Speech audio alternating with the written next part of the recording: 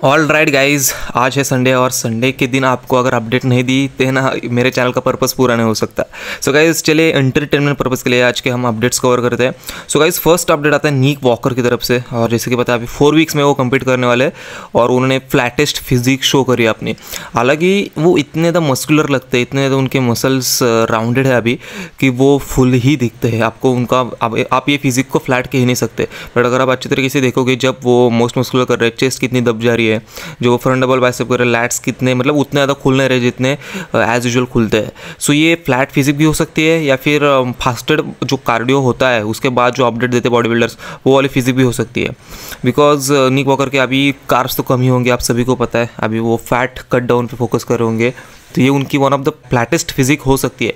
But जिस तरीके से वो अपने मिड सेक्शन शो कर रहे हैं, अगर ऐसा मिड सेक्शन स्टेज पे शो होता है देन अच्छी बात है। बट अगर वो मिड सेक्शन हैंग करेगा देन डेफिनेटली फिर भी जीत नीक वॉकर को ही मिलेगी, बट ओलंपिया में बहुत ज़्यादा स्ट्रगल करेंगे गाइस। बिकॉज आजकल के टॉप बॉडी बिल्डर्स देखना आप, वो अपने गट पे काफ़ी ज़्यादा कंट्रोल कर रहे हैं। हालांकि जो अगर बात करोगे अपन एंड्रू जैक की, सैमसन दूदा, डेरिक लैंसफोर्ड, हार्डी चुपन, इनके पास तो गट है ही नहीं। मतलब अगर थोड़ा बहुत गट है भी देन वो पोजिंग के बीच में अच्छी तरीके से एडजस्ट करते हैं। बट नीक वॉकर को ही चीज़ को सामना करना पड़ेगा। सो ये आज का नीक वॉकर का अपडेट है। आई होप नीक वॉकर के बहुत सारे अपडेट्स मिलेंगे हमें 4 वीक्स में। बट ये अपडेट देख के आपको क्या लगता है और कहाँ पे इंप्रूवमेंट नीक वॉकर ने किया है, ऐसा आपको नोटिस होता है या फिर आपने ऑब्जर्व किया है? कमेंट सेक्शन में आप बता सकते हो आपकी ऑब्जर्वेशन। सो गाइस क्रिस बमस्टर ने भी आफ्टर लॉन्ग टाइम एक अपडेट शो करी है वर्कआउट के बीच में। मतलब उनका वर्कआउट हो गया था और उनकी जो बॉडी पंप हो रही है उन्होंने वो फोटो खींच के इंस्टाग्राम पे पोस्ट किया है। सो गाइस क्रिस बमस्टर हमेशा एक ऐसे बॉडी बिल्डर नहीं रहे जो कि अपना ज़्यादा अपडेट शो करते हैं लोगों को, वो डायरेक्टली शॉक करते स्टेज पर। और अगर बात होती है लास्ट ईयर तक देन क्रिस बमस्टर को जस्ट प्रेप करके जाना था, खुद का एक बेटर वर्जन लेके और जीत के आना था। बट इस साल मुझे लगता है गाइस बहुत ज़्यादा कंपटीशन उनको। अगर रेमन की बात करोगे आप या फिर विजली विजेस की बात करोगे, इन 2 बॉडी बिल्डर में से कोई भी जीत सकता है, बिकॉज वो दोनों ही पोटेंशियल रखते हैं। बट हम सभी को पता है क्रिस बमस्टर की जो लेवल है, जो उनकी फ्रेम है, वो हमेशा उनके बेनिफिट में आ जाती है। बिकॉज उनकी फ्रेम ही क्लासिक फिजिक है और उनके फ्रेम से ही जाना जाता है कि क्लासिक डिवीजन क्या होती है।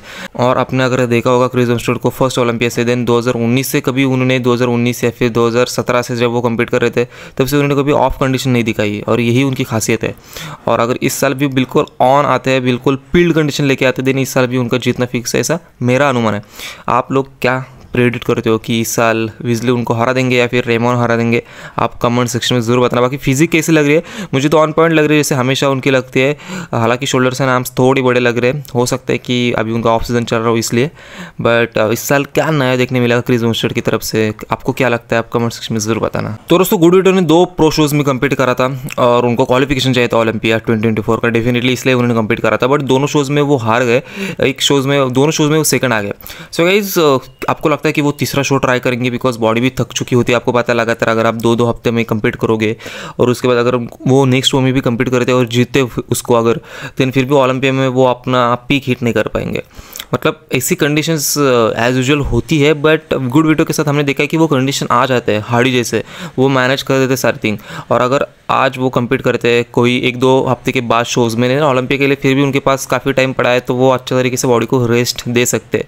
बिकॉज उनकी बॉडी गाइस जीतने लायक है। पहले उनको बहुत ज़्यादा ट्रोल करते थे लोग, बट कंडीशन के लिए आप ट्रोल नहीं कर सकते। लोग कहते थे कि जो इंस्टाग्राम पे दिखते हैं वो इसे रियल में नहीं दिखते, बट गाइस उन्होंने लोगों को चुप कर दिया उनकी कंडीशन के थ्रू, उनके पोजिंग के थ्रू और ओवरऑल उनके कॉन्फिडेंस के थ्रू। सो मुझे लगता है ये बंदा बहुत आगे तो जाएगा, बट जैसे जैसे इंप्रूवमेंट्स जहाँ पे ज़रूरत है माइनर जगह पे अगर वो करते हैं then guys top bodybuilder, top men's open bodybuilder में आएंगे। सेकंड या थर्ड आने का भी जज्बा रखते हैं गुडविटो। सो इनकी फिजिक आपको कैसी लगती है? टू बी ऑनेस्ट आप बताना, बिकॉज मुझे आजकल तो बहुत अच्छी लगने लगी इनकी physique and I wish him all the best for his future. Guys fourth update आता है विलियम बोनैक की तरफ से। Yes William Bonac the legend के बारे में कोई बात नहीं कर रहा आजकल, बट गाइस उन्होंने ये अनाउंस किया है कि वो 8 वीक्स आउट है उनके अपकमिंग प्रो शो के लिए। मतलब 2024 में जो पहला शो खेलने वाले उसके लिए वो 8 वीक्स है।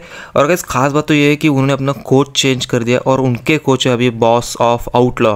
गाइस ये आपने नाम सुना होगा, बहुत सारे बड़े बॉडी बिल्डर्स के कोच है, जैसे कि अर्स के कोच है, जैसे कि विजली के कोच है। आप ही अगर बात करोगे देन आप डियो के कोच है। एट द सेम टाइम बहुत ऐसे बॉडी बिल्डर्स है जिनकी ये कोच है, बड़े बड़े बॉडी बिल्डर्स है। सो गाइस ये कोच बॉडी बिल्डिंग इंडस्ट्री में अभी फिलहाल तो बहुत अच्छा कर रहा है, और अगर विलियम वोनेक उनके साथ जुड़े हुए हैं देन डेफिनेटली एक अच्छा पैकेज कॉम्बिनेशन हम एक्सपेक्ट तो कर ही सकते हैं। हालांकि विलियम के बैक मतलब विलियम के जो लैट्स है वो अभी बहुत छोटे हो गए। आप देखोगे खास करके जब वो एब्डोमेन थाइज का पोज हिट करते हैं तब उनके लैट्स उतने ज़्यादा वाइड नहीं होते, और यही चीज़ उनको दिक्कत दे सकती है। बट गाइस ये बंदा इंस्टाग्राम पे अच्छा नहीं लगता बट स्टेज पे बहुत अच्छा लगता है। इनकी बिल्कुल उल्टी केस है, अगर वो बाकी के बॉडी बिल्डर इंस्टाग्राम पे अच्छे लगते हैं बट स्टेज पे कहीं ना कहीं कंडीशन मिस कर जाते हैं, बट विलियम वोनेक के बारे में ऐसा कुछ नहीं होता। एंड आई होप गाइज ये उनका अगर लास्ट ईयर हो बॉडी बिल्डिंग में देन गाइज लास्ट ईयर में उनको डोमिनेट ज़रूर करना चाहिए। हालांकि फिजिक में अभी वो एक वाव फैक्टर कहीं ना कहीं मिसिंग है, बट कंडीशन के बलबूते पर विलियम वोनेक हमेशा से नेल करते आ रहे हैं, और इस साल भी मुझे लगता है कि डोमिनेट करेंगे बाकी बॉडी बिल्डर्स को। सो ये फिजिक अपडेट खास करके देख के आपको क्या लगा? आपको लगा कि ये one of the best package है विलियम वोनेक का? Because one of the best package इनका मुझे 2022 के आर्नोल्ड में लगा था, तो इसलिए मैं हमेशा उसी पैकेज को सपोर्ट करूंगा। बट लेट्स सी, एक पुराना बॉडी बिल्डर्स आ रहा है, वो अपने फैंस के लिए कम्पीट कर रहा है, बिकॉज उन्होंने कहा था जब मैं रिटायरमेंट लूँगा मैं स्टेज से ही लूँगा, मैं डायरेक्टली इसे रिटायरमेंट नहीं लूँगा। सो गाइज एक बॉडी बिल्डर को क्या ज़रूरत होती है स्टेज पे आने, कम्पीट करने के बाद रिटायरमेंट लेने का? वो डायरेक्टली भी ले सकते हैं, बट वो अपने फैंस को अलविदा कहना चाहते हैं, बिकॉज जो कुछ 15-20 सालों से उन्होंने बॉडी बिल्डिंग करी है वो एक रिटर्न देना चाहते हैं। सो अगर फिजिक की बात है guys then one of the best shape तो नहीं कहूँगा, बट अगर 40-41 की उम्र में ऐसे फिजिक शो करे देन मेरी तरफ से ये सक्सेसफुल है। और अपनी फिजिक के बारे में भी आप कह सकते हो, बिकॉज एक ही चीज़ की कमी उनकी फिजिक में, वही उनके लैट्स। अगर लैट्स और ज़्यादा वाइड होते देन फ्रंट डबल बाइसेप भी एक इल्यूजन वाला पोज बनता उनका, और एक अच्छा पोज बनता। सो आपको क्या लगता है विलियम के फ्यूचर के बारे में और इन सारे अपडेट्स के बारे में? आप कमेंट सेक्शन में ज़रूर बताना। Thank you so much for watching it, see you soon, love you all and stay tuned for the next.